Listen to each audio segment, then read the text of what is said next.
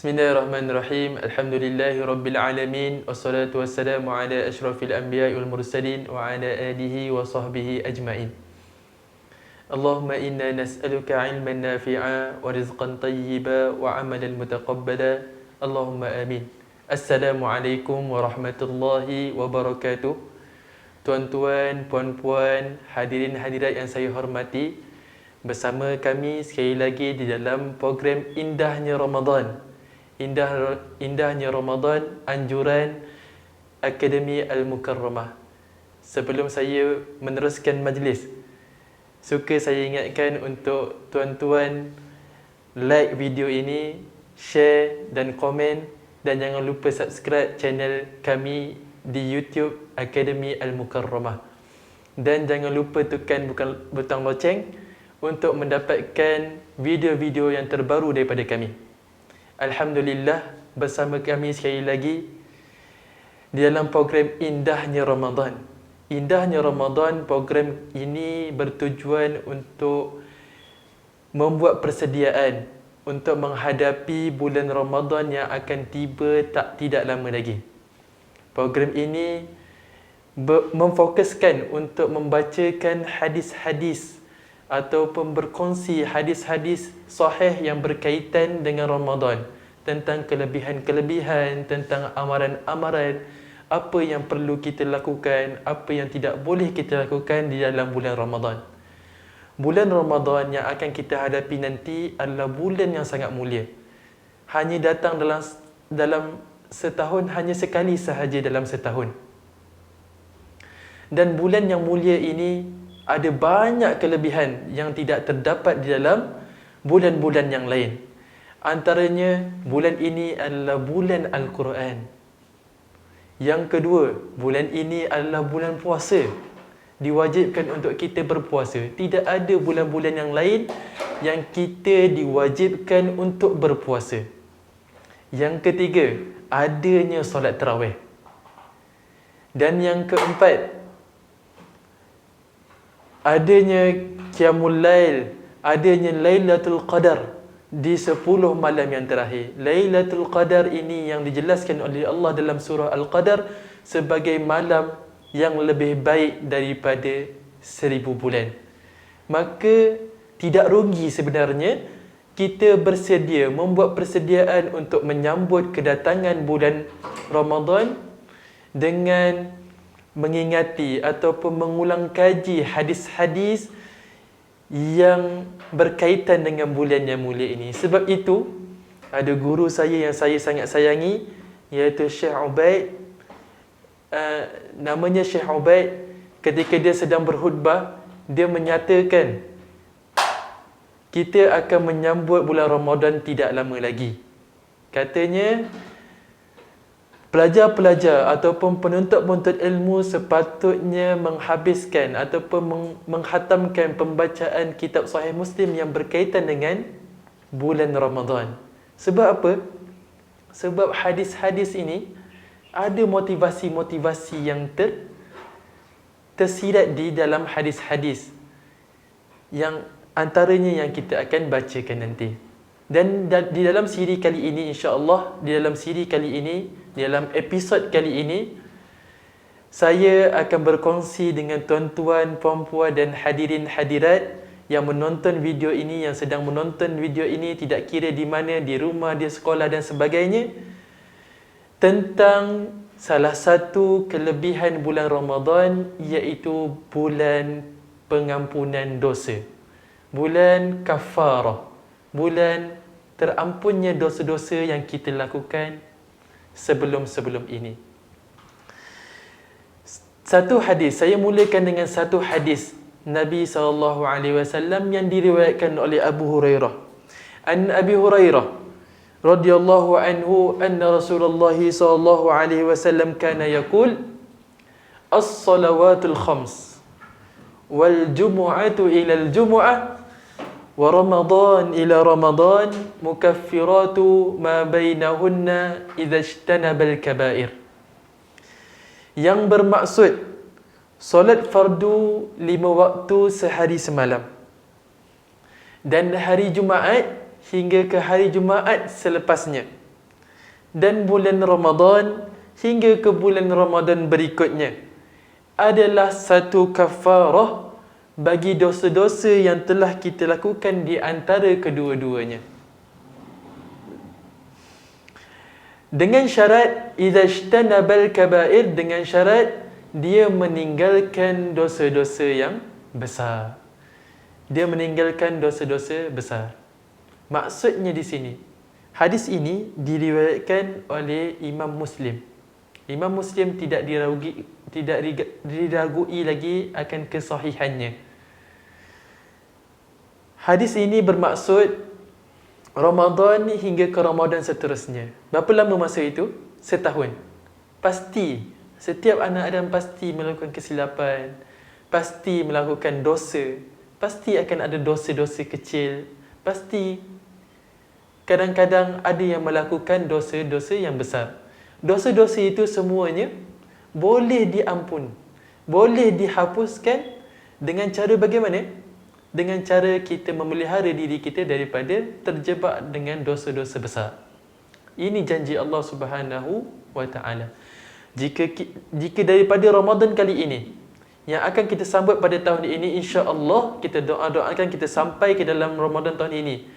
Dan ke Ramadan seterusnya tahun hadapan, jika kita dapat menjaga diri kita daripada melaksanakan dosa-dosa besar seperti mencuri, berzina, membunuh orang dan sebagainya, maka janji Allah di dalam hadis ini untuk kita menghapuskan dosa-dosa antara keduanya itu adalah berhak kita dapati. Itu hadis yang pertama.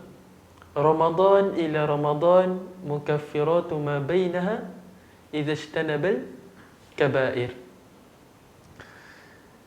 Ramadan hari ini hingga ke Ramadan seterusnya, jika kita dapat menjaga diri kita daripada dosa besar, akan terhapuslah dosa-dosa kita antara kedua-duanya.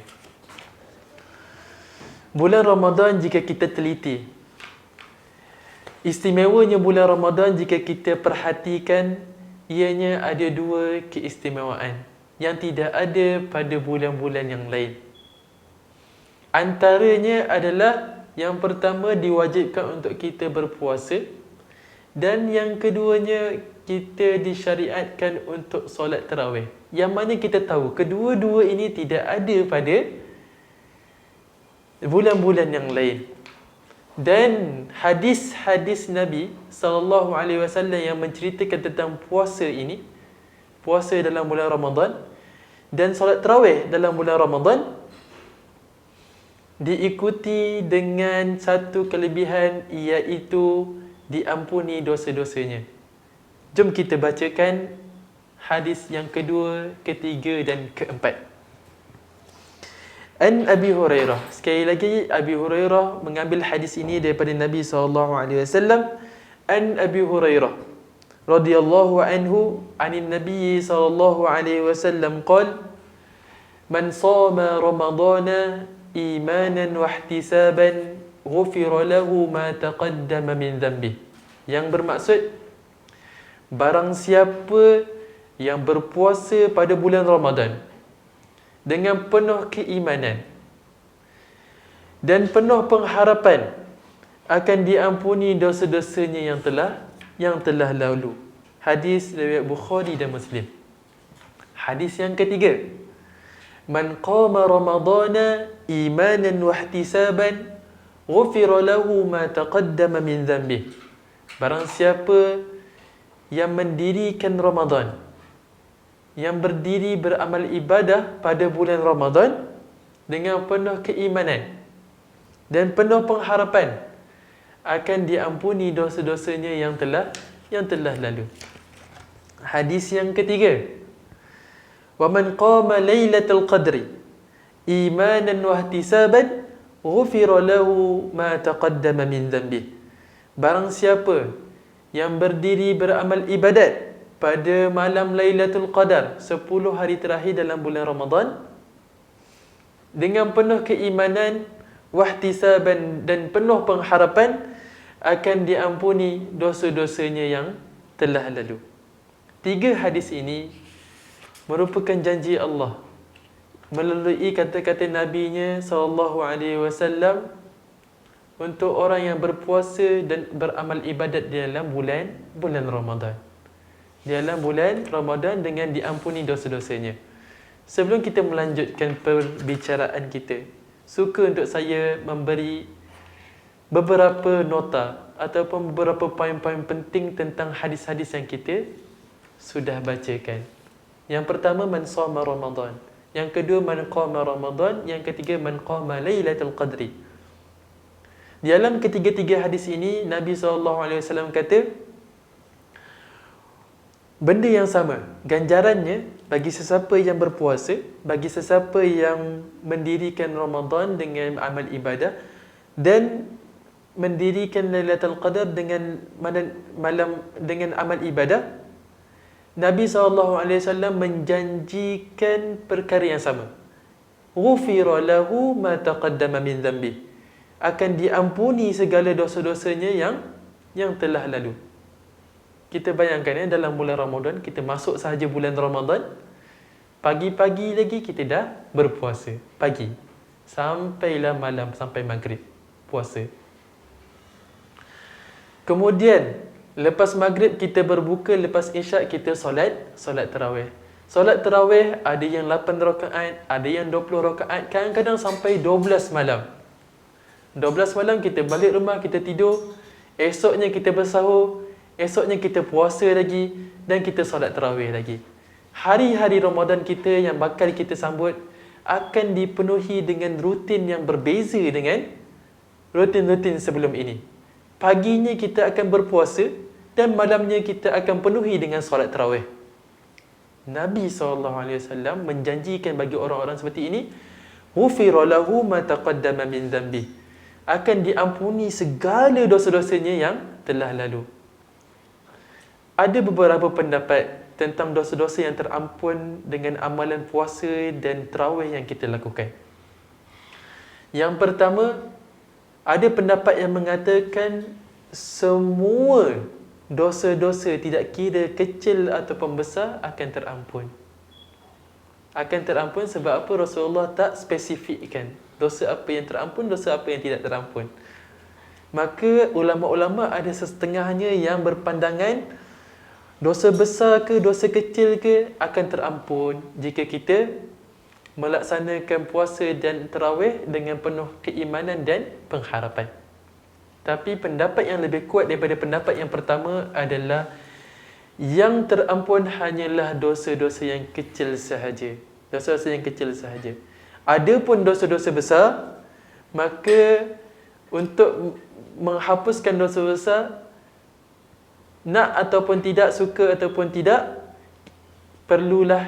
kita perlulah kepada taubat. Apakah itu taubat? Menyesal dalam hati terhadap dosa yang kita lakukan dan berazam untuk tidak mengulangi dosa. Yang ketiganya, jika kita ada melibatkan hak-hak orang lain, contohnya mencuri, kita ambil barang orang lain, perlu pulangkan barang tersebut, barulah kita dikira sudah bertaubat. Begitu. Dan satu lagi, dosa-dosa yang tidak terampun daripada apa yang kita katakan adalah dosa-dosa yang melibatkan orang lain. Dosa-dosa yang melibatkan orang lain. Contohnya seperti mengumpat, contohnya seperti mencuri. Untuk dosa-dosa sebegini, untuk terampun ataupun diampuni oleh Allah, hendaklah kita meminta maaf ataupun mengembalikan haknya kepada tuannya. Baik. Itu yang pertama, komentar yang pertama ataupun nota yang pertama ataupun poin yang pertama daripada hadis yang kita bacakan.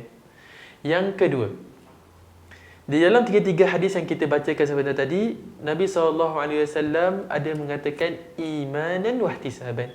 Imanan wahtisaban. Penuh keimanan dan penuh pengharapan. Apakah maksud penuh keimanan dan apakah maksud penuh pengharapan ini? Penuh keimanan maksudnya kita yakin, kita berpuasa dan kita yakin puasa kita itu tadi diwajibkan oleh Allah Subhanahu wa ta'ala. Kita yakin, kita beriman dengan kefarduan puasa, maka kita berpuasa. Itu maksud penuh keimanan.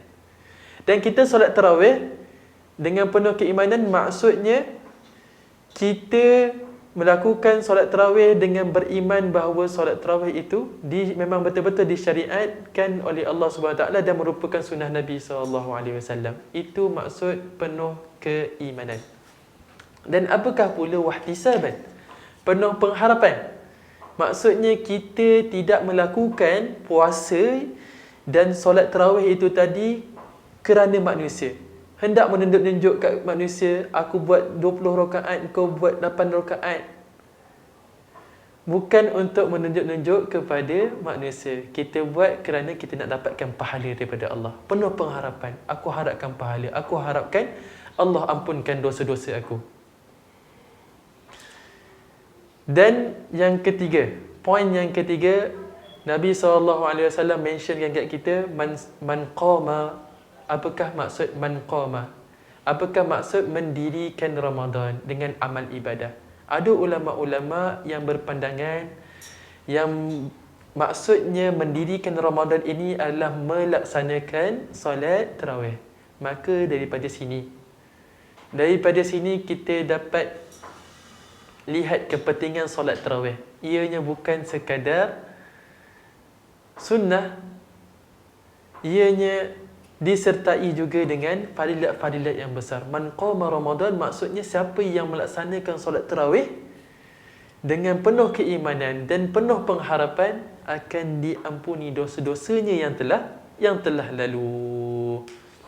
Itu 3 poin yang saya nak terangkan. Yang pertama tentang ufira lahu ma taqaddama min dhanbi, dosa-dosa apa sahaja yang terampun. Yang kedua, iman dan wahtisaban, apakah maksud penuh keimanan dan penuh pengharapan itu. Yang ketiga adalah apakah maksud yang dimaksudkan dengan man qama. Sesiapa yang mendirikan Ramadan. Ada setengah ulama yang berpandangan bahawa man qama itu adalah solat tarawih, kerana solat tarawih tidak ada di dalam bulan yang lain.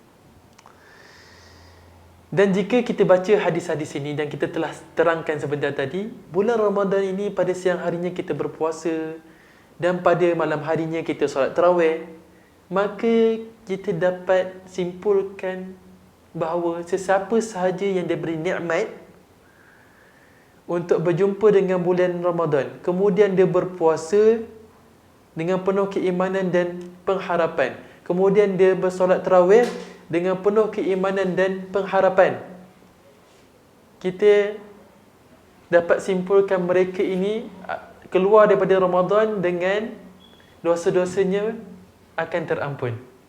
Tapi ada satu golongan yang Nabi SAW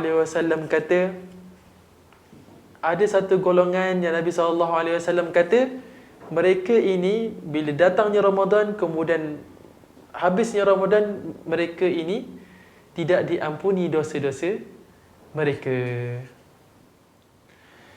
Maka jangan pelik, ada orang-orang yang bila masuk bulan Ramadan, keluar bulan Ramadan, dia tidak diampuni dosa-dosanya.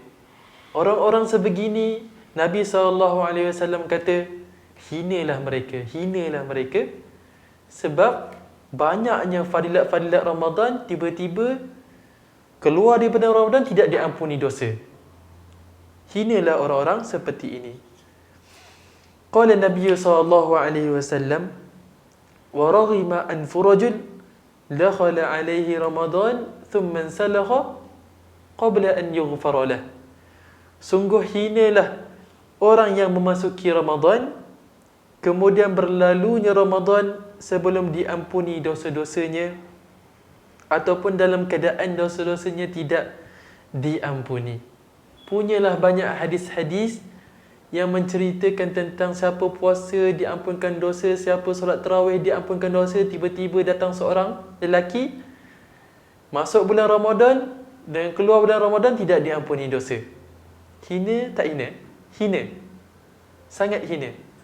Kita berdoa kepada Allah supaya kita tidak tergolong dalam golongan sebegini, dalam golongan orang-orang yang mensia-siakan Ramadan.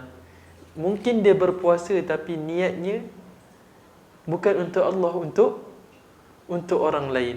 Mungkin dia solat tarawih tapi hanya sekadar ikut-ikutan sahaja. Maka kita berdoa kepada Allah supaya kita pada bulan Ramadan ini tidak menjadi daripada kalangan ataupun golongan sebegini. Dan Nabi SAW ada mengajarkan kita satu doa yang sangat baik untuk kita amalkan sepanjang Ramadan. Walaupun pada asalnya doa ini diajarkan oleh Nabi SAW kepada Aisyah untuk dibacakan pada 10 hari yang terakhir di dalam bulan Ramadan. Tapi disebabkan doa ini mempunyai maksud yang sangat baik, maka saya galakkan ataupun kita digalakkan untuk membaca doa ini daripada awal Ramadan hinggalah ke akhir Ramadan. Apakah doa itu?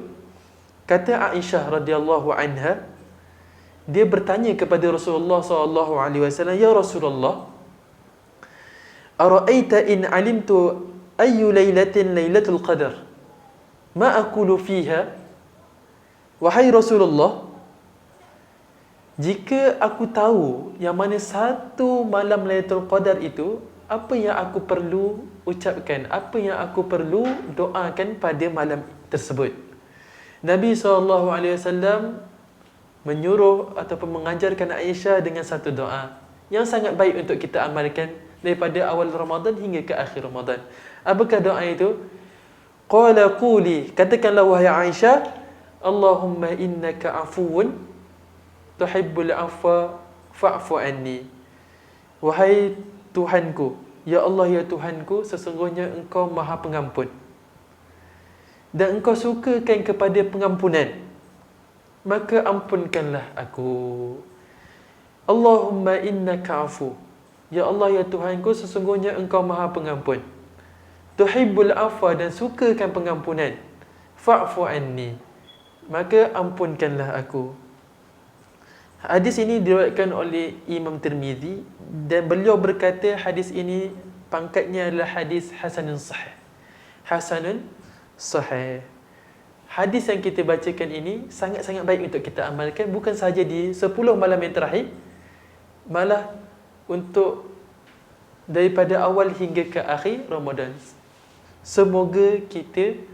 Moga-moga kita keluar daripada Ramadan, moga-moga dosa-dosa kita diampunkan oleh Allah Subhanahu wa ta'ala.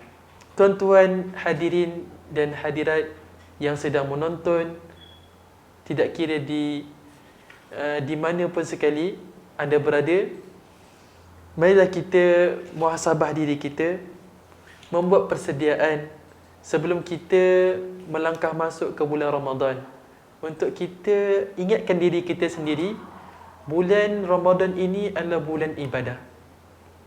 Bulan ibadah. Bulan untuk kita menggapai rahmat dan pengampunan Allah Subhanahu wa ta'ala. Tidak rugi sebenarnya untuk kita mengulang kaji kembali apa-apa hadis, apa-apa hukum hakam berkaitan dengan Ramadan, supaya sekurang-kurangnya kita ada persediaan, ada target yang kita nak capai.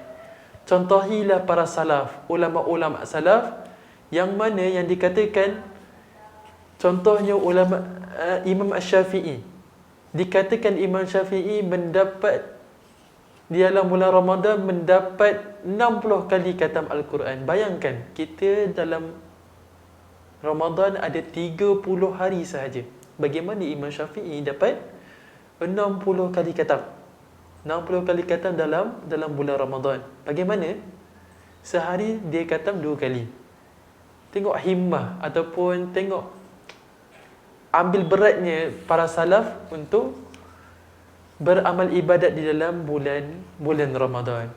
Moga-moga kita dijemput oleh Allah Subhanahu wa ta'ala untuk menikmati bulan Ramadan dan diberi taufik oleh Allah Subhanahu wa ta'ala untuk beramal ibadah di dalam bulan Ramadan.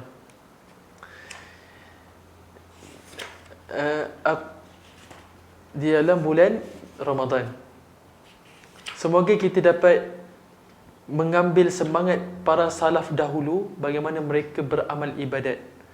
Kata orang-orang bijak, tashabbahu bil kirami illam takunu mithlahum inna tashabbuha bil kirami falahu. Contohilah orang-orang yang mulia ini walaupun kamu tak mampu jadi seperti mereka. Contohilah, ikutlah. Inna tashabbuha bil kirami falahu. Sesungguhnya mencontohi orang-orang yang mulia ini adalah satu kejayaan. Aqulu qawli hadha wa astaghfirullah li wa lakum wa sallallahu ala sayyidina Muhammad wa ala alihi wa sahbihi ajma'in. Alhamdulillahi rabbil alamin.